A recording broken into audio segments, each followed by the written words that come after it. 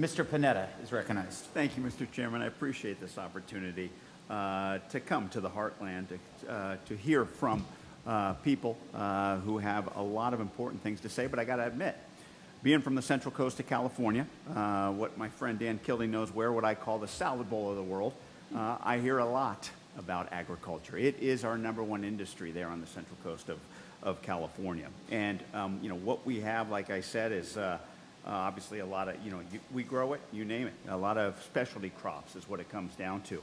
Now, I admit, with redistricting, I lost some of the salad bowl, but what I lost in lettuce, I gained in wine and steak, which is not bad, in the sense that I have over 400 vintners in my district, and I have the largest cattlemen's association in California, as Kevin Kester will be so proudly tell you. So I'm well aware of these issues. And, obviously from my constituents, obviously from my conventional and organic farmers who I talk to, I support, but also my colleagues, in that, you turn on the TV, you're going to see the differences. I get it. That's what's sexy. That division sells, okay? But you got to realize that there's a lot that you don't see, a lot of bipartisanship that you don't see, where we actually come together and find our similarities. And I can tell you, especially when it comes to agriculture, especially when it comes to the Farm Bill. Now, look, you're going to hear some fights over SNAP, the Supplemental Nutrition Assistance Program, coming up. I get that. But the fact is, a majority of that Farm Bill is going to be bipartisan. So please know that there are Republicans and Democrats back in Washington, D.C., and many sitting at this table that obviously support you and what you do and want you to continue to tell your message. Continue to tell your message of what agriculture is about, and that you basically demonstrate and represent that attitude that America needs, that pivoting attitude, that risk-taking attitude that I believe is the backbone of this country. So please continue doing what you're doing, knowing that there are members in Washington, D.C. that will continue to support you.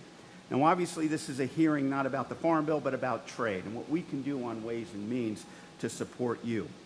One of the areas that I've heard quite a bit about on the Central Coast is these non-tariff barriers, especially when it comes to sanitary, phytosanitary issues based on non-science basis. You see it in Japan with our vegetables, Mexico with our corn, and UK with our beef. And so, Mr. Scheffelbein, obviously you being the host of this wonderful hearing, I'd like you to expand and elaborate if you've experienced, and how so, these non-tariff barriers, especially when it comes to SPS issues. And you're absolutely dead on. When you get down to what really matters, it's whether or not your beef can get in the channel, right? And you can write all the rules you want, and if they have an exclusion on something that's hard to trace or it doesn't have any data behind it, it's game over. And we've fought with the European Union forever on hormones and the levels of hormones that should be allowed to compete.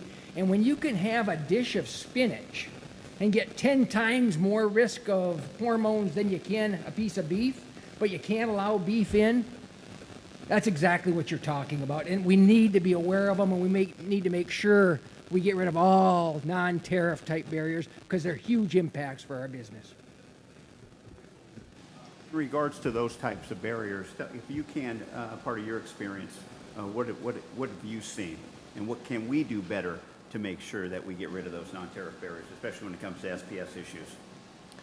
Well, as Mr. Scheffelbein mentioned, any kind of barrier is not something that is beneficial for any farmer or rancher in the United States. And that would be the same in our case. We cannot continue to trade fairly and equitably if they have barriers up there that really you can't find a reason for it other than politics. And, we appreciate the bipartisan nature of the Farm Bill, especially, and of trade. So much of what is important in the heartland is nonpartisan, and it needs to remain that way. And we need to communicate that to our trading partners, that we cannot make this political. We need to make this practical. Market access programs and foreign market development programs I got a bill to expand those and increase those in the Farm Bill. Can you talk with me briefly about your time dealing with those programs and how beneficial they are?